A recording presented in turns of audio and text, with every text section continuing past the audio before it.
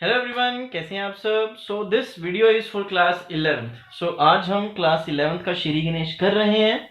So class 11th के लिए आज हम ऑनलाइन जो हमारा बैच है इसको हम स्टार्ट कर रहे हैं। ये लेक्चर 1 होगा, जैसे कि मैंने यहाँ पे भी मेंशन किया हुआ है। This is lecture 1 for class 11th और सभी क्लास 11th के बच्चों को वेलकम है।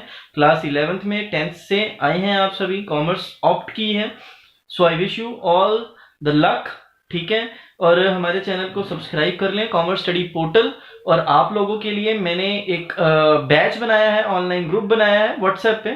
तो जैसे जैसे हमारे नंबर्स बढ़ेंगे तो हम कोशिश करेंगे कि 2-3 ग्रुप्स बना लें। अगर नंबर फिर भी बढ़ गया तो हम क्या करेंगे, टेलीग्राम पे आ जाएंगे, राइट। लास्ट ईयर जो था हमारा बहुत सक्सेसफुल बैच रहा, बहुत सारे बच्चे हमारे साथ ऐड हुए, ठीक है। सो नंबर आप नोट कर लें 9877043033। तो आप मेरे साथ इस ग्रुप में हमारे ज्वाइन हो सकते हैं। नंबर आप देख लें 9877043033।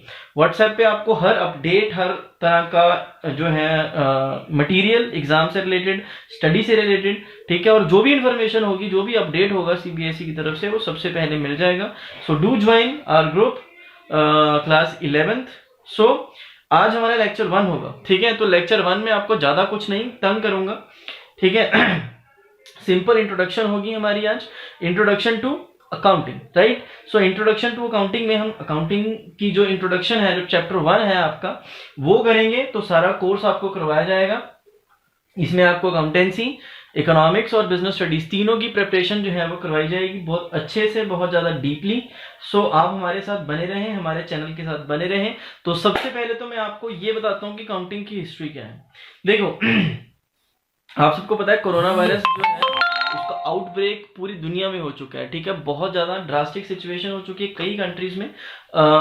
मतलब अभी फिलहाल के लिए तो हम इंडियंस बचे हुए हैं, बट फॉर द सेक कि हम बचे रहें तो हम अपने घरों में रहें, ज्यादा बेटर है। तो उसके लिए आपको दिक्कत ना हो, मैं ऑनलाइन बैच लेके आया हूँ आप लोगों के लिए, ठीक है। ये बैच जो है, सारे लेक्चर्स जो हैं आपको बाद में पेन ड्राइव्स में अवेलेबल हो जाएंगे। मतलब पर बैच की, मतलब जैसे अकाउंटेंसी है तो अकाउंटेंसी की जो पेन ड्राइव होगी आपकी, वो 1999 मतलब 2000 की आपको अवेलेबल होगी हर सब्जेक्ट की। पूरा कोर्स होगा उसमें आपका शुरू से लेके एंड तक, ठीक है। तो जिन बच्चों को चाहिए होगी आप मेरे को बता देंगे, ठीक है, लेटर ऑन, अभी नहीं बाद में, ठीक है। तो इसमें आपको सारे के सारे लेक्चर्स जो हैं शुरू से लेके एंड तक वो मिलेंगे, राइट। तो अब हम फटाफट से स्टार्ट करते हैं अकाउंटिंग की इंट्रोडक्शन। सबसे पहले तो अकाउंटिंग का मतलब क्या होता है मैं आपको वो बताता हूँ। देखो अकाउंटिंग का मतलब क्या है, अकाउंटिंग एक आर्ट है। क्या है? Accounting is an art of recording. सबसे पहले अकाउंटिंग में हम क्या करते हैं, रिकॉर्डिंग। इससे पहले भी होता है कुछ, मैं बताता हूं अभी, पहले सिंपल ये समझो, रिकॉर्डिंग। फिर इसके बाद अकाउंटिंग क्या है, आर्ट है ट्रांजैक्शंस को क्लासिफाई करने का। अब ट्रांजैक्शन क्या होता है आप लोगों के लिए नया वर्ड है, मैं आपको बताऊंगा, सारा कुछ क्लेरिफाई करूंगा, सो आपने बिल्कुल घबराना नहीं है। देन इसके बाद आता है समराइजिंग। क्या है? समराइजिंग, ठीक है जी, ट्रांजैक्शन को समराइज करना। फिर उसके बाद सारी इंफॉर्मेशन जो है इसको क्या करना आपने, इंटरप्रिटेशन जो है बहुत ज्यादा जरूरी है। सो आपने क्या करना है, इसकी इंटरप्रिटेशन जो है वो करनी, ठीक है। सो अकाउंटिंग एक आर्ट है रिकॉर्ड करने का, ट्रांजैक्शंस को क्लासिफाई करने का, समराइज करने का और इंटरप्रेट करने का। अब हमारे सामने एक क्वेश्चन आता है कि इंटरप्रिटेशन लास्ट में होती है, ठीक है, रिकॉर्डिंग सबसे पहले होती है, ठीक है। तो सबसे पहले अब जिनको हम रिकॉर्ड करेंगे या जिनकी हम इंटरप्रिटेशन करेंगे उनको कहते हैं ट्रांजैक्शंस। तो ट्रांजैक्शंस क्या होती है? देखो ट्रांजैक्शन जो होती है सिंपल, कोई भी इवेंट, जैसे फॉर एग्जांपल आपने फर्नीचर परचेज किया, परचेज फर्नीचर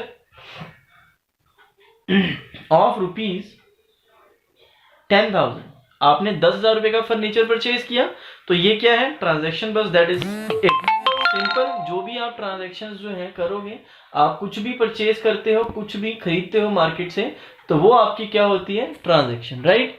आई होप आपको समझ में आया होगा ट्रांजैक्शन क्या होती है, ठीक है। कुछ भी मतलब आपने पैसे का लेन देन किया किसी भी सोर्स के थ्रू, किसी भी पर्पस के लिए, तो वो आपकी ट्रांजैक्शन है। तो ट्रांजैक्शंस को रिकॉर्ड करना सबसे पहले, फिर उसके बाद उसको क्लासीफाई करना, फिर समराइज करना, और उसके बाद उनको इंटरप्रेट करना। इंटरप्रिटेशन का मतलब होता है कि आपने ट्रांजैक्शंस को अपने हिसाब से क्या किया, उसका रिजल्ट निकाला, उसका कंक्लूजन निकाला। ठीक है, सो ये सारा कुछ डिटेल में आपने पढ़ना है। ये चैप्टर्स हैं सेपरेट किए हुए हैं, लेकिन ये अकाउंटिंग जो है उसकी डेफिनेशन आप समझ लो कि इतनी सिंपल सी अकाउंटिंग की डेफिनेशन। ठीक है, अब इसमें सबसे इंपॉर्टेंट क्वेश्चन आता है कि सबसे पहले जो हम अकाउंटिंग पढ़ रहे हैं, अकाउंटिंग जो है ये कहाँ से है। ठीक है, तो मैं आपको अकाउंटिंग की थोड़ी सी हिस्ट्री बताता चलता हूँ। अकाउंटिंग जो है उसको इंट्रोड्यूस करने वाले पर्सन का नाम था लूकस पैकियोली। क्या था? Lucas Pacioli. ये इटली के पर्सन थे। ठीक है, सो इटली के जो पर्सन थे, इन्होंने अकाउंटिंग को इंट्रोड्यूस किया था इनिशियली, सबसे पहले, और वो साल कौन सा था? 1400।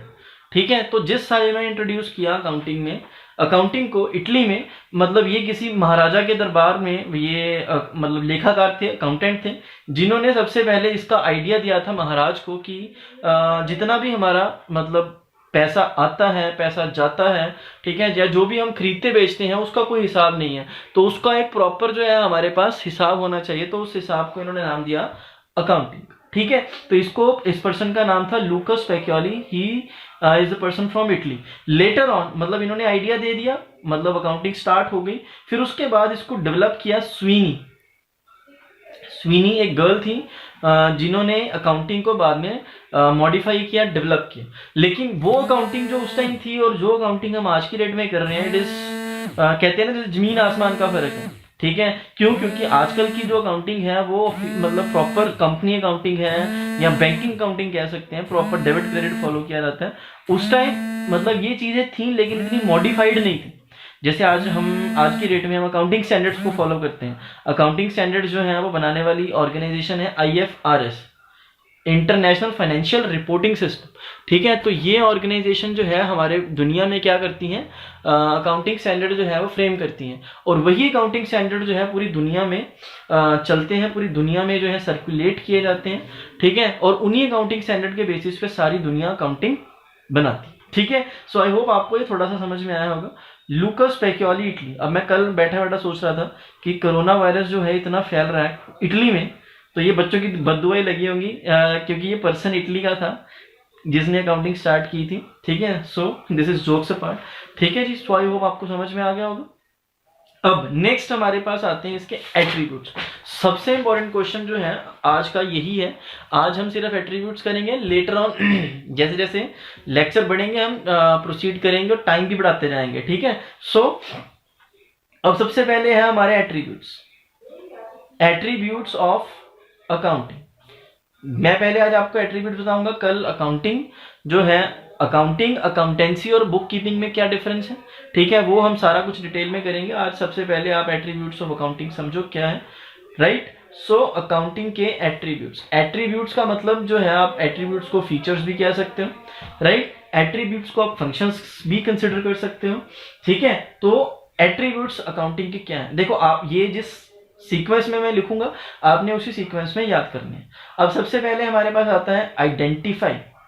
क्या आता है? Identify the transaction. मैं सारा समझाऊंगा बाद में, पहले मैं फटाफट सारे लिख लूं पॉइंट। सबसे पहले identify the transaction. Number 2, measuring the transaction. क्या है? Measuring the transaction. राइट, फिर उसके बाद थर्ड नंबर पे हमारे पास आती है रिकॉर्डिंग द ट्रांजैक्शन। फिर उसके बाद क्लासिफाइंग द ट्रांजैक्शन। ठीक है फिर नेक्स्ट इसके बाद आपके पास आ जाएगा क्लासिफाइंग के बाद समराइजिंग द ट्रांजैक्शन। क्या आएगा? समराइजिंग। देन समराइजिंग के बाद आपके पास आ जाएगा सिंपल इंटरप्रिटेशन। क्या आता है? इंटरप्रिटेशन। राइट, और इंटरप्रिटेशन के बाद हमारे पास जो है वो आ जाएगा कम्युनिकेशन। ठीक है, ये लेक्चर आपको सारे फेस टू फेस इंटरेक्शन होगी लेटर ऑन। 1-1.5 महीने की बात है, 2 महीने की। ठीक है, उसके बाद सारा कुछ नॉर्मल हो जाएगा, तो मेरा सेटअप अभी तैयार नहीं हुआ, सेटअप जब रेडी हो जाएगा तो आपको फेस टू फेस लेक्चर जो है वो मिलेंगे सारे from starting till end, right. So सबसे पहले मैंने लिखा है point number 1, identify the transaction, right. Identify the transaction. अब ट्रांजैक्शन को आइडेंटिफाई करने का मतलब क्या होता है? देखो, ट्रांजैक्शन को आइडेंटिफाई करने का मतलब होता है कि सबसे पहले देखो, मैं आपको सिंपल सी चीज बता देता हूँ। अकाउंट्स वर्ड यहाँ पे जहां पे भी यूज किया जाता है ना, वो वहीं पे यूज किया जाता है जहां पे ट्रांजैक्शन जो है वो किस नेचर की होती है? मॉनेटरी। मतलब जहां पे ट्रांजैक्शन में पैसा इन्वॉल्व है वहां पे अकाउंटिंग की बात आती है। मतलब आपने वहां पे मॉनेटरी ट्रांजैक्शन को ही सिर्फ तवज्जो देनी है। अगर कोई ट्रांजैक्शन नॉन मॉनेटरी है वो अकाउंटिंग में रिकॉर्ड नहीं की जाती। मतलब कहने का सिंपल कि अकाउंटिंग जो है इज कंप्लीटली प्रैक्टिकल, वहां पे इमोशंस की, अफेक्शन की, लव की कोई भी जगह नहीं। सबसे पहले तो अपने ट्रांजैक्शन को आइडेंटिफाई करना कि ट्रांजैक्शन मॉनेटरी है कि नॉन मॉनेटरी है। अगर तो नॉन मॉनेटरी है उसको आपने कर देना इग्नोर, ठीक है। दूसरे नंबर पे अगर तो आ जाती है ट्रांजैक्शन मॉनेटरी, तो आपने प्रोसीड करना है, ठीक है। आपने ट्रांजैक्शन को यहाँ पे आइडेंटिफाई कर लिया कि ट्रांजैक्शन क्या है? मॉनेटरी, ठीक है। लेटर ऑन ट्रांजैक्शन आइडेंटिफाई होगी कि ट्रांजैक्शन में पैसा इन्वॉल्व है। अब नेक्स्ट स्टेप क्या होता है इसके बाद? यहाँ पे सेकंड स्टेप पे कि वो ट्रांजैक्शन जो जिसमें पैसा इन्वॉल्व है वो ट्रांजैक्शन की वैल्यू कितनी है, उसकी आपने क्या करनी है? मेजरमेंट, ठीक है। आपने ट्रांजैक्शन को क्या करना है? मेजर करना है, ठीक है जी। Measuring the transaction is the next step, ठीक है, कि उसकी वैल्यू कितनी है। जैसे फॉर एग्जांपल आपने फर्नीचर परचेज किया, 10,000 रुपए खर्च दिए। पहले पॉइंट पे ये आइडेंटिफाई करके ट्रांजैक्शन में पैसा इन्वॉल्व है। अब दूसरे ट्रांजैक्शन में, दूसरे स्टेप पे हमें ये पता चलेगा कि कितना पैसा इन्वॉल्व है। आपने फर्नीचर की वैल्यू देखनी कितनी है? 10,000, तो आप 10,000 से उस ट्रांजैक्शन को देखो, मतलब मेजर कर लोगे। थर्ड पॉइंट आपका आएगा फिर रिकॉर्डिंग का। रिकॉर्डिंग पे आके उस ट्रांजैक्शन को जिसको आपने मॉनेटरी फॉर्म में आइडेंटिफाई किया, जिसको आपने मेजर किया ट्रांजैक्शन को, मतलब मॉनेटरी फॉर्म में कि इसमें पैसा लगा हुआ है, कितना पैसा लगा हुआ है, वो भी आपने मेजर कर लिया। फिर उसी ट्रांजैक्शन को आपने क्या करना है? रिकॉर्ड कर लेना। अब आप लोगों की ट्रांजैक्शन के साथ दोस्ती हो जानी चाहिए मेरे हिसाब से, ठीक है। ट्रांजैक्शन वर्ड जो है आपने हमेशा याद रखना है, राइट। तो ट्रांजैक्शन वर्ड को कभी भी भूलना नहीं है। ट्रांजैक्शन को आपने हमेशा याद रखना है कि ट्रांजैक्शन सर बोल रहे हैं बार बार, तो ट्रांजैक्शन का कोई ना कोई वैल्यू, कोई ना कोई इंपॉर्टेंस है, ठीक है। तो रिकॉर्डिंग जो है, रिकॉर्डिंग में क्या करेंगे? ट्रांजैक्शन को रिकॉर्ड कर लिया जाएगा बुक्स में। बुक्स का मतलब अकाउंट्स की किताबें, बस सिंपल। अब ये कुछ वर्ड्स आपने सीख लेने हैं कि कुछ वर्ड्स जो है परमानेंटली यूज किए जाएंगे हमेशा। एक तो ट्रांजैक्शन, एक बुक्स, ठीक है। आपने ट्रांजैक्शन को रिकॉर्ड कर लिया। फिर जितनी भी ट्रांजैक्शन रिकॉर्ड की हैं, देखो रिकॉर्डिंग में क्या होता है कि आप ट्रांजैक्शन को सिंपली रिकॉर्ड कर लेते हो, नो मैटर कि वो ट्रांजैक्शन किस अकाउंट से रिलेटेड है। जैसे परचेज से रिलेटेड है या सेल से रिलेटेड है, तो आप फटाफट ट्रांजैक्शंस को रिकॉर्ड करते जाते हो। लेकिन उन्हीं रिकॉर्डेड ट्रांजैक्शंस को आप जब क्लासीफाई करते हो, हर एक ट्रांजैक्शन को पर्टिकुलर अकाउंट में पुट इन करते हो, उस प्रोसेस को कहा जाता है क्लासिफिकेशन। जैसे एक कंपनी है अमेजॉन, ठीक है। अब अमेजॉन कंपनी जो है वो क्या करती है? सेल करती है, मतलब एक प्लेटफॉर्म प्रोवाइड करती है कंज्यूमर्स को, बायर को और सेलर को। अब जो सेलर है वो सेल की एंट्रीज रिकॉर्ड करेगा, सेल की उसके पास ढेर सारी एंट्रीज आएंगी, और जो बायर है वो परचेज की एंट्रीज रिकॉर्ड करेगा। मतलब सेल के लिए सेल्स अकाउंट यूज किया जाएगा और परचेज के लिए परचेज अकाउंट। अब जितनी भी ट्रांजैक्शन हमने रिकॉर्ड की ऊपर, उनको हम क्या करेंगे? उनके घर में पहुंचाएंगे, पर्टिकुलर घर में। मतलब अगर सेल है तो सेल के घर में पहुंचाएंगे, अगर परचेज है तो परचेज के घर में पहुंचाएंगे। तो उस प्रोसेस को क्या कहते हैं? क्लासीफाइंग, ठीक है। जिसमें क्या कर दिया जाता है? ट्रांजैक्शंस को कैटेगराइज कर दिया जाता है, ठीक है। उनकी जिस घर में उनकी मतलब उनको जाना होता है, हम उस घर में उनको पहुंचा देते हैं, दैट इज कॉल्ड क्लासीफाइंग। मतलब यहाँ पे प्रॉपर अकाउंट्स बनाए जाते हैं, राइट। नेक्स्ट स्टेप में इनको किया जाता है समराइज। अब समराइज मतलब आपने समरी की होगी 10th क्लास में इंग्लिश में, तो समरी का मतलब क्या होता है कि जितना भी आपने पूरा चैप्टर पढ़ा उसका कुछ ब्रीफ, मतलब उसकी ब्रीफिंग करनी है आपने। तो ऐसे ही समराइजिंग अकाउंटिंग में भी होती है, ठीक है। आपने अकाउंट बनाया, क्लासीफाई किया, ठीक है, सारी ट्रांजैक्शन लिख दी, बाद में आपने क्या करना? उसकी ब्रीफिंग कर देनी है। ब्रीफिंग का मतलब होता है आपने उस अकाउंट को क्या कर देना है? बैलेंस। उस प्रोसेस को कहते हैं समराइजिंग। मतलब कितना पैसा लेना है किसी से या कितना पैसा किसी को देना है, उस प्रोसेस को कहा जाता है समराइजिंग, ठीक है जी। उसके बाद नेक्स्ट आता है आपका इंटरप्रिटेशन। इंटरप्रिटेशन का मतलब क्या होता है? आपने एंट्रीज को, ट्रांजैक्शंस को इंटरप्रेट करना है। इंटरप्रेट का मतलब क्या होता है, अपने शब्दों में उस ट्रांजैक्शन को कंक्लूड करना है कि वो ट्रांजैक्शन जो है वो क्या कहती है, ठीक है। क्या वो मतलब फाइनली आप सिंपल समझो कि ये रिजल्ट्स होते हैं, सिंपल, ठीक है। ट्रांजैक्शंस को हमने रिकॉर्ड किया, उनको क्लासिफाई किया, उनको समराइज किया, उनको इंटरप्रेट किया। मतलब इंटरप्रिटेशन जो है वो क्या होते हैं, बेसिकली रिजल्ट्स होते हैं कि हम बिजनेस कर रहे हैं, बिजनेस में अकाउंट्स बना रहे हैं।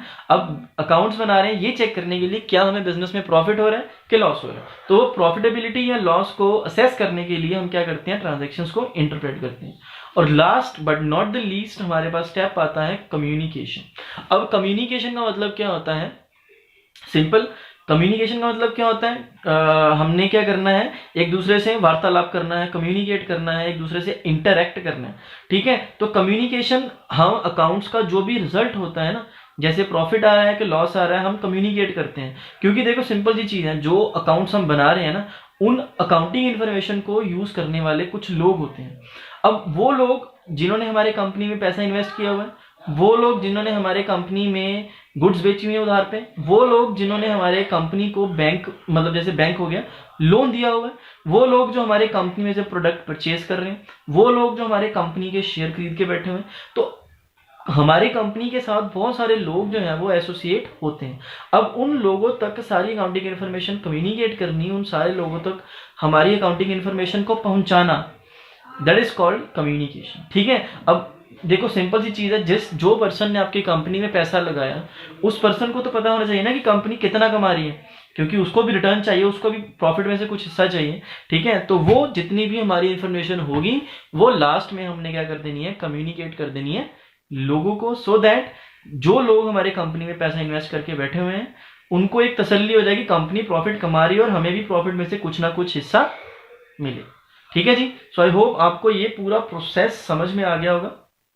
सो आज की क्लास में सिर्फ इतना ही। सो आई रिपीट, अगर किसी को हमारे व्हाट्सएप ग्रुप में ज्वाइन होना है तो 9877043033 मेरा कॉन्टैक्ट नंबर है। आप कभी भी ज्वाइन हो सकते हैं, कभी भी आपको कोई डाउट आता है आप वो डाउट अपना क्लियर कर सकते हैं, जब मर्जी आप मेरे को फोन करें, I L always available for my students, ठीक है। लेकिन चैनल को जरूर सब्सक्राइब कर लेना, ये मेरी रिक्वेस्ट है, और वीडियो को लाइक एंड शेयर आपने मैक्सिमम करना है, ठीक है। आपको ऐसी रूटीन में क्लासेस मिलेंगी और लास्ट में आपको जो है पेन ड्राइव कोर्स मिलेगा।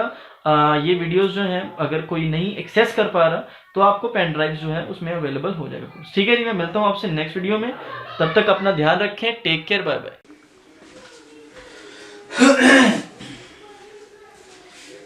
हेलो एवरीवन, कैसे हैं आप सब। मैं आप सभी का स्वागत करता हूं अपने चैनल कॉमर्स स्टडी पोर्टल पे। आज हम अकाउंटेंसी की क्लास 2 लेके आए हैं आप लोगों के लिए। आज हम करेंगे इंट्रोडक्शन पार्ट को कंटिन्यू, और इंट्रोडक्शन पार्ट में हम आज करने वाले हैं ऑब्जेक्टिव्स ऑफ अकाउंटिंग, ठीक है। ऑब्जेक्टिव्स ऑफ अकाउंटिंग के बाद हम करेंगे यूजर्स ऑफ अकाउंटिंग इन्फॉर्मेशन।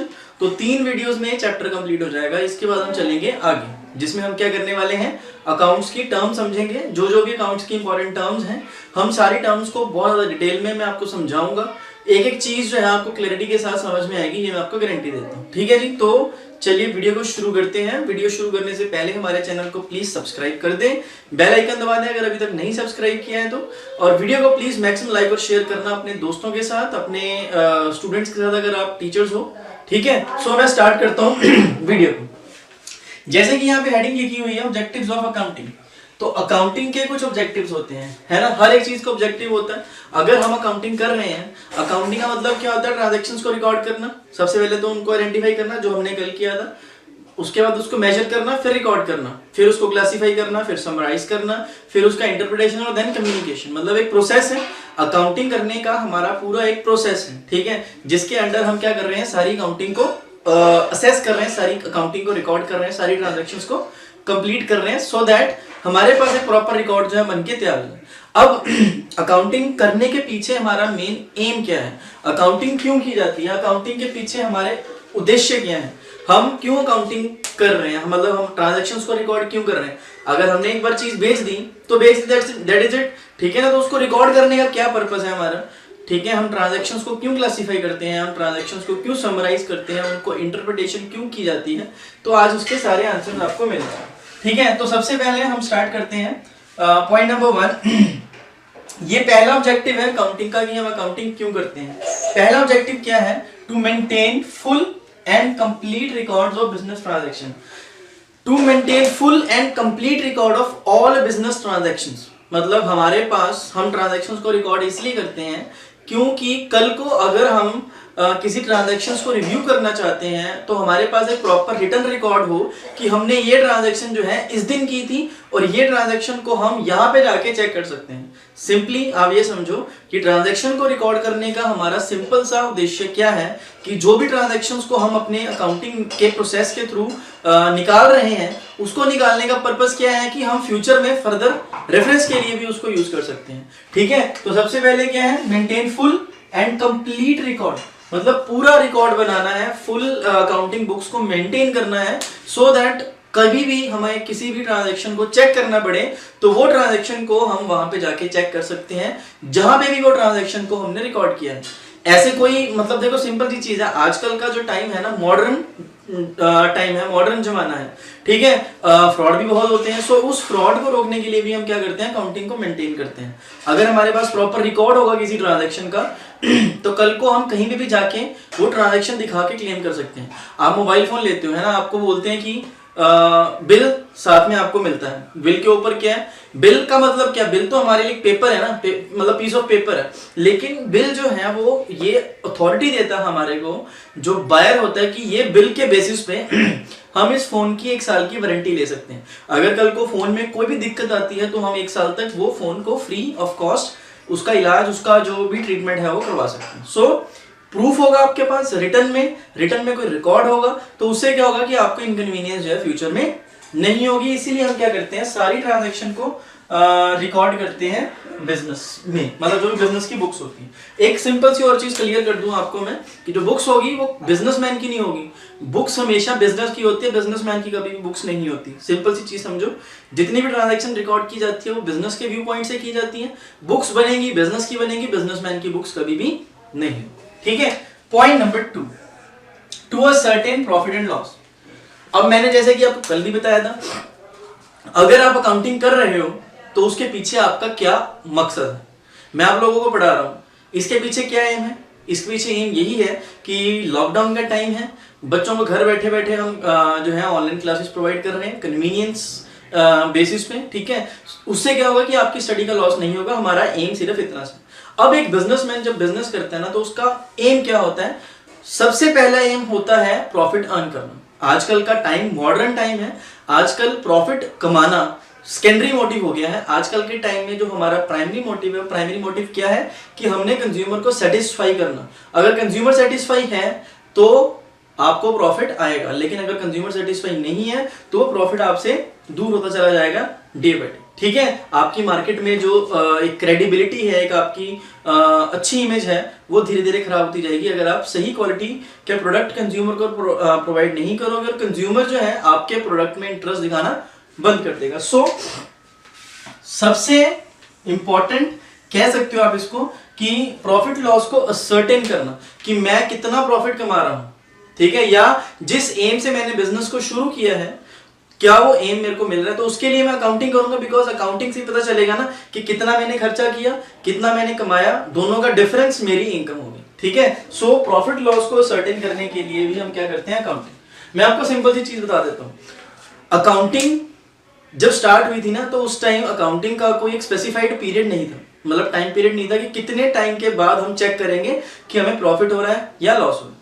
तो हमारा एक अकाउंटिंग प्रिंसिपल है अकाउंटिंग पीरियोडिक कंसेप्ट। ठीक है, अब पीरियोडिक कंसेप्ट में क्या है कि हमारी जो ऑर्गेनाइजेशन है जिसका नाम है ICAI, institute of chartered accountant of India, इन्होंने क्या किया कि एक टाइम पीरियड दिया हमारे को कि हम 12 महीने मतलब 1 साल का टाइम पीरियड रखते हैं। 1 साल के बाद हम क्या करेंगे? चेक किया करेंगे कि ऑर्गेनाइजेशन को कितना प्रॉफिट हुआ या लॉस। ठीक है, सो 12 महीने के बाद हम चेक करते हैं कि हमें प्रॉफिट हुआ या लॉस हुआ। सो ये प्रॉफिट एंड लॉस जो है हमें तब पता चलता है जब हम अकाउंटिंग बनाते हैं। इसके बाद मैं आपको अकाउंटिंग की ब्रांचेस भी कराऊंगा, 3 ब्रांचेस हैं अकाउंटिंग की, will discuss it later. Third point है to analyze the financial position of a business.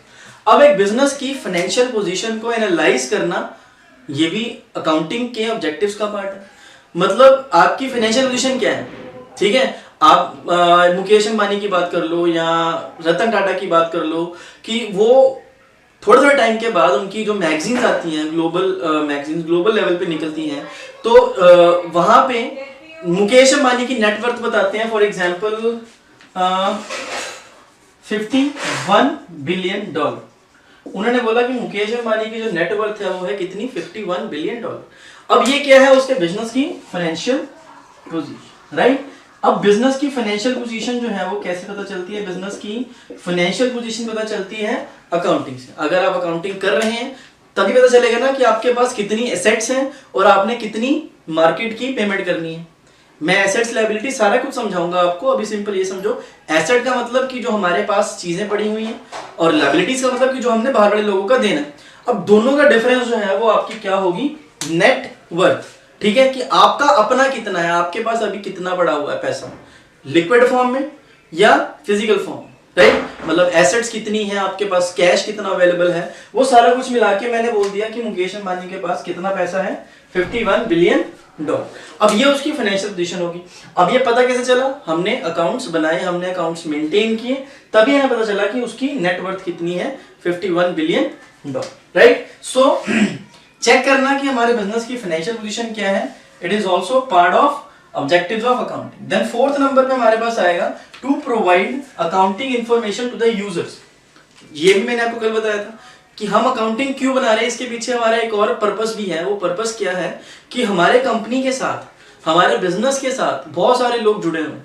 अब जो लोग ये वीडियो देख रहे हैं, ठीक है, जिनके पेरेंट्स बिजनेस करते हैं, आप अपने फादर से पूछना एक बार कि जो अकाउंटिंग इन्फॉर्मेशन, आप सारे अकाउंट्स बनाते हो, आपके बिजनेस में सीए आता है हर महीने इंटरनल ऑडिट करने के लिए, तो वो अकाउंटिंग बनाने का हमारा पर्पस क्या है। अब वो आपको बताएंगे कि हमारे बिजनेस के साथ नंबर ऑफ पर्संस जो है वो जुड़े हुए हैं, ठीक है। नंबर ऑफ पर्संस मींस हमारे क्रेडिटर्स हो गए जिनको हमने पैसा देना है, ठीक है, हमारे कस्टमर्स हैं, बैंक हैं, उसके बाद इनकम टैक्स अथॉरिटीज हैं, गवर्नमेंट है, रिसर्च स्कॉलर्स हैं जो हमारी इंफॉर्मेशन को यूज करके अपनी रिसर्च पेपर्स जो है वो लिखते हैं।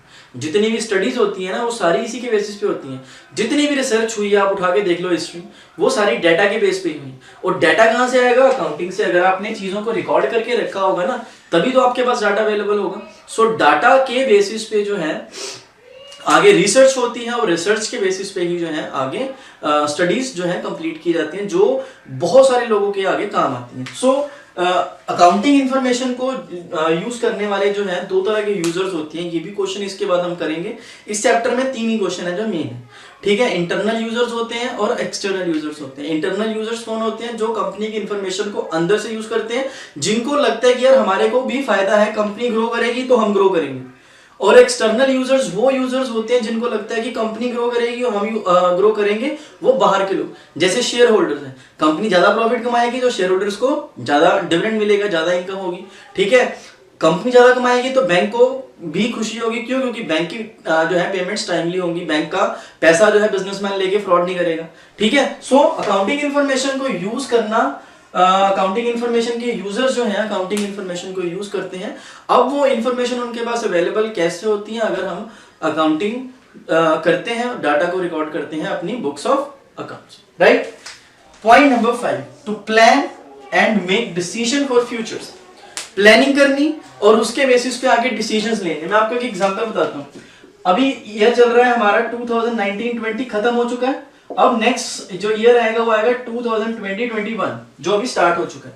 अब 2019-20 में मैंने ROI का मतलब क्या होता है, रिटर्न ऑन इन्वेस्टमेंट्स, प्रॉफिट्स। अब मैंने 2019-20 में ROI डिसाइड की थी कि मैंने कितना अर्न करना है, 20%, ठीक है। अब 2019-20 में जब मैंने क्लोजिंग की तो क्लोजिंग में मेरे पास रिजल्ट जो आए वो आए 21%, ठीक है, कि मैंने कितनी ROI का टारगेट लिया था 20%, लेकिन मेरी ROI कितनी आई 21%। तो 2020-21 में मैं टारगेट लूंगा 25%। अब आप सोचोगे सर 25% क्यों?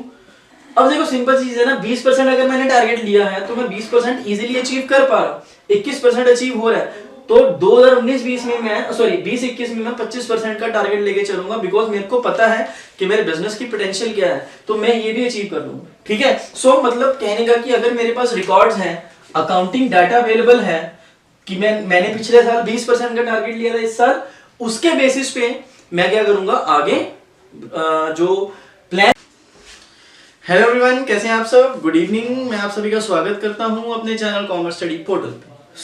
आज एक नई वीडियो, हमारा लेक्चर नंबर 3 है। ये लास्ट वीडियो होगी फर्स्ट चैप्टर की, जो हमारा अकाउंटेंसी का फर्स्ट चैप्टर चल रहा है उसकी लास्ट वीडियो है।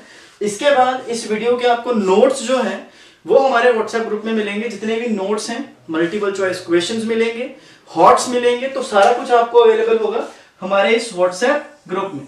तो आप फटाफट से ज्वाइन हो जाए। नंबर है 9877043033। ये हमारा नंबर है व्हाट्सएप ग्रुप के लिए, आप ज्वाइन हो जाएं। चैनल को प्लीज सब्सक्राइब कर लें, ये मेरी आप सबसे हाथ जोड़ के रिक्वेस्ट है। ठीक है, वीडियो को लाइक और शेयर जरूर करना। हम थ्रू आउट द लाइफ आपके साथ रहेंगे जब तक है जान। Will always with you. आपने सिंपली करना क्या है, चैनल को सब्सक्राइब करना और बेल आइकन दबा देना, राइट। जो भी वीडियो आएगी उसका नोटिफिकेशन आपको सबसे पहले साथ के साथ जो है वो मिलता रहेगा, राइट। हम स्टार्ट करते हैं वीडियो। टॉपिक है, दिस इज लास्ट टॉपिक। मैंने आपको कल बताया था कि एक टॉपिक है जिसका नाम है ब्रांचेस ऑफ अकाउंटिंग। तो ब्रांचेस ऑफ अकाउंटिंग जो है वो आपके सिलेबस में नहीं है, ठीक है। 3 अकाउंटिंग की ब्रांचेस होती है। मैं इसके बाद आपको थोड़ा सा उसके बारे में इंट्रोडक्शन दे दूंगा, बट वो सिलेबस में नहीं है, आपने पढ़ना नहीं, ठीक है। आज का टॉपिक है हमारा यूजर्स ऑफ अकाउंटिंग इंफॉर्मेशन या अकाउंटिंग रिकॉर्ड। जो भी कंपनी अकाउंटिंग रिकॉर्ड्स बनाती है उनको यूज कौन करता है? देखो सिंपल, मैंने आपको बताया था स्टार्टिंग इनिशियल वीडियोस में कि एक कंपनी जो है अकाउंटिंग रिकॉर्ड्स बनाती है। अब अकाउंटिंग रिकॉर्ड्स बनाने के पीछे कंपनी का पर्पस क्या है, एम क्या है, ठीक है। देखो हर एक चीज जो है, अब मैं पढ़ा रहा हूँ यहाँ पे आपको, कोई ना कोई एम है ना कि मैंने अपने बच्चों के साथ कनेक्ट रहना है, ठीक है। कनेक्टेड रहेंगे because of the lockdown period. Otherwise भी, ठीक है, जो बच्चे ट्यूशन की फीसेस अफोर्ड नहीं कर सकते, मैं उनको पढ़ाऊंगा फ्री ऑफ कॉस्ट, ठीक है। तो मेरा एम ये है। तो अकाउंटिंग अगर हम बनाते हैं उसके पीछे एम है कि जो हम अकाउंटिंग इन्फॉर्मेशन बना रहे हैं, अकाउंट्स को रिकॉर्ड कर रहे हैं, जितना भी डाटा है हमारा, उस डाटा को यूज कौन करेगा, ठीक है। तो उसके 2 यूजर्स हैं mainly. First internal users, second external users. Internal users जो हैं वो लोग जो कंपनी की इंफॉर्मेशन यूज करते हैं लेकिन वो कंपनी के अंदर के लोग होते हैं। एक्सटर्नल यूजर्स वो लोग जो कंपनी की इंफॉर्मेशन यूज तो करते हैं लेकिन कंपनी के अंदर से नहीं, कंपनी के बाहर से। अब वो कौन कौन से लोग हैं, फटाफट से इस टॉपिक को करेंगे। ज्यादा इंपॉर्टेंट नहीं है, सिर्फ आपने ये समझना है कि ये इंफॉर्मेशन यूज करते हैं और क्यों यूज करते हैं, इसके बारे में आपने समझना है।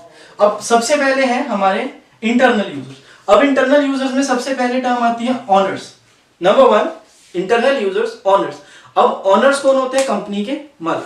अब कंपनी के जो मालिक हैं वो कंपनी की इंफॉर्मेशन क्यों यूज करेंगे?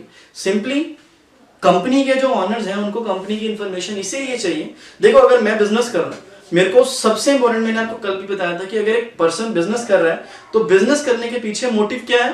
प्रॉफिट अर्न करना। अब कितना प्रॉफिट मैंने अर्न किया है ये कंपनी को पता चलेगा जब कंपनी फाइनेंशियल रिकॉर्ड्स बनाएगी, जिसको आप लोग अकाउंटिंग रिकॉर्ड्स कहते हैं, ठीक है। अब कंपनी के ओनर्स को पता होना चाहिए कि जितना हमने टारगेट सेट किया है, मान लो कंपनी ने टारगेट सेट किया है कि हमें 10% प्रॉफिट चाहिए, तो क्या कंपनी 10% प्रॉफिट कमा रही है कि नहीं? सबसे पहला टारगेट ही, ठीक है। तो वो पता कैसे चलेगा? वो पता चलेगा साल के एंड में, क्योंकि जो फाइनेंशियल रिकॉर्ड्स होते हैं, जो फाइनेंशियल रिजल्ट्स आते हैं वो आते हैं 31 मार्च को, ठीक है। तो 31 मार्च को जब बिजनेसमैन चेक करेगा इंफॉर्मेशन को तो उसको पता चलेगा ऑनर को कि मैंने कितना प्रॉफिट कमाया, क्या जो मैंने टारगेट सेट किया था मेरा प्रॉफिट उसके अकॉर्डिंग आ रहा है कि नहीं, ठीक है। सबसे पहला यूजर होता है अकाउंटिंग इंफॉर्मेशन का ऑनर। ये ऑनर जो है ये भी चेक करता है कि क्या जो हमने टारगेट सेट किए हैं या जो भी हमने गोल्स बनाए हैं, क्या वो गोल्स इफेक्टिवली और एफिशिएंटली अचीव हो रहे हैं कि नहीं। अगर तो हो रहे हैं तो ये 10% जो हमने टारगेट बनाया है 10 का 15% अचीव करेगा वो, अगर सारा काम इफेक्टिवली और एफिशिएंटली हो रहा है। अगर सारा काम इफेक्टिवली और एफिशिएंटली नहीं हो रहा, in that case there will be a problem, right. Number 2 managers. अब कंपनी के मैनेजर्स होते हैं, है ना, जो सीनियर पोस्ट, सीनियर अथॉरिटीज जो है वो बिजनेस में सीनियर पोजीशंस होल्ड करती हैं, उनको बोलते हैं मैनेजर्स, राइट। तो अब जो मैनेजर्स होते हैं कंपनी के, वो कंपनी की इंफॉर्मेशन में इंटरेस्टेड इसीलिए होते हैं बिकॉज उन्होंने सारा कुछ मैनेज करना है, ठीक है। क्योंकि देखो फाइनेंस एक ऐसी आइटम है या एक ऐसी टर्म है या एक ऐसा सोर्स है जो बिल्कुल लिमिटेड है। ये तो है नहीं कि पैसा बहुत ज्यादा है हमारे पास, ठीक है, अनलिमिटेड है, ठीक है, पेड़ पे चढ़े पैसे तोड़ के नीचे ले आए, ठीक है, ऐसा तो कुछ भी नहीं होता।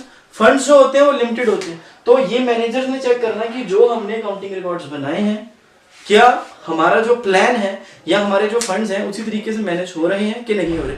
तभी मैं बात करता हूं हमेशा किस चीज की, इफेक्टिवनेस एंड एफिशिएंसी। दो चीजें आपने याद रखनी है, एक तो इफेक्टिवनेस कि काम को आपने इफेक्टिव तरीके से करना है, दूसरा एफिशिएंसी के साथ मतलब लेस रिसोर्सेज में ही ज्यादा आउटपुट जो है वो निकालेंगे। सो मैनेजर्स जो है वो भी हमारे अकाउंटिंग इंफॉर्मेशन के यूजर्स होते हैं इंटर्न।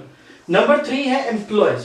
एम्प्लॉयज को तो आपको पता ही है, देखो जैसे लॉकडाउन पीरियड चल रहा है अभी, है ना, बहुत सारे एम्प्लॉयज घर पे बैठे हैं, तो कंपनीज क्या उन्हें सैलरी देगी? सबसे बड़ा क्वेश्चन क्या है कि क्या कंपनी उन्हें सैलरी देगी?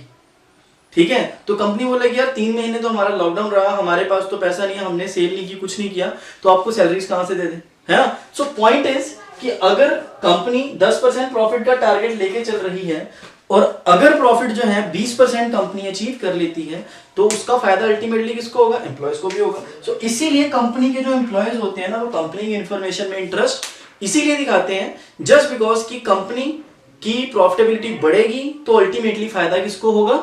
एम्प्लॉयज को, क्योंकि प्रॉफिट बढ़ेगा तो हमारी सैलरी भी जो है वो इंक्रीज हो जाएगी, राइट। सो एम्प्लॉयज भी कंपनी की फाइनेंशियल पोजीशन में, अकाउंटिंग रिकॉर्ड्स में बहुत ज्यादा दिलचस्पी रखते हैं।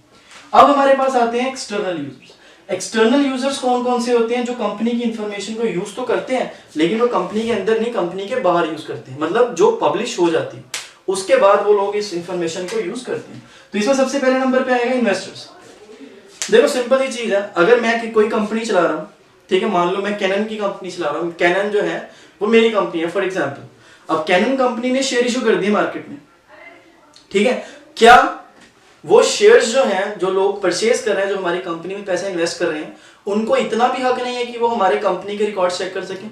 बिल्कुल हक है, वो हमारे कंपनी के रिकॉर्ड चेक कर सकते हैं, क्योंकि किसी ने अगर हमारी कंपनी में पैसा लगाया है तो ये हमारी अकाउंटेबिलिटी है कि उस पर्सन का पैसा हमने सही जगह पे लगाना।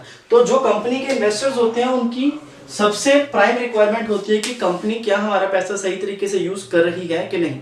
आप लोगों में से बहुत सारे बच्चे होंगे जिनके पेरेंट्स म्यूचुअल फंड्स में पैसा लगाते हैं या फिक्स्ड डिपॉजिट्स करते हैं या पब्लिक डिपॉजिट्स करते हैं, तो चेक करोगे ना आप, या करते होंगे वो टाइम टू टाइम, कि क्या जो मेरी अमाउंट मैंने इन्वेस्ट करी है वो डबल हुई है, ट्रिपल हुई है या क्वाड्रपल हुई है कि नहीं हुई। बिकॉज हम जब प्रॉफिट मतलब बिजनेस में किसी भी कंपनी में पैसा इन्वेस्ट करते हैं तो हमारा मोटिव क्या होता है कि जो मैं इन्वेस्टमेंट कर रहा हूं मैंने उस इन्वेस्टमेंट को with the passage of time जो है वो मल्टीपल करना है, मेरे को ज्यादा से ज्यादा प्रॉफिट चाहिए। सो इन्वेस्टर्स इसीलिए कंपनी के अकाउंटिंग रिकॉर्ड्स में दिलचस्पी रखते हैं, जस्ट बिकॉज कि उन्होंने ये देखना होता है कि कंपनी कितना कमा रही है, ठीक है, क्योंकि फिर से वही बात आ जाती है, कंपनी कमाएगी, अल्टीमेट बेनिफिट किसको होगा? इन्वेस्टर को, राइट। Number 2 lenders. लेंडर्स और इन्वेस्टर्स में ज्यादा फर्क नहीं है। इन्वेस्टर्स जो है वो शेयर्स के थ्रू कंपनी में पैसा इन्वेस्ट करते हैं और लेंडर्स जो होते हैं वो बैंक जो होते हैं वैसे, या डिवेंचर्स के थ्रू या बॉन्ड्स के थ्रू कंपनी को डायरेक्ट पैसा देते हैं, ठीक है। तो ये भी सेम टू सेम इन्वेस्टर्स की तरह है कि क्या जिस कंपनी ने हमारे से लोन लिया हुआ है, क्या वो हमारे पास जो भी इंटरेस्ट ड्यू हो रहा है, वो तो चार्ज है ना प्रॉफिट के अगेंस्ट, सारा कुछ बताऊंगा लेटर ऑन, हम डिस्कस करेंगे कि जो प्रॉफिट के अगेंस्ट चार्ज है वो तो हमें चाहिए ही चाहिए, ठीक है, कि जो इंटरेस्ट की अमाउंट है, प्रिंसिपल चाहे ना आए, वैसे तो प्रिंसिपल भी आए, लेकिन जो बैंक्स होते हैं ना उनको ज्यादा प्रिंसिपल से प्यारा क्या होता है? इंटरेस्ट, ठीक है। सो लैंडर्स जो हैं सबसे पहले वो चेक करते हैं कंपनी की अकाउंटिंग रिकॉर्ड से कि क्या ये कंपनी हमारे को इंटरेस्ट पे करने के लिए केपेबल है कि नहीं। अब अपने पेरेंट्स से पूछना है, आपको भी पता होगा कि जब भी आप बैंक से लोन लेते हो ना, वो आपकी स्टेटमेंट मंगाते हैं बैंक की।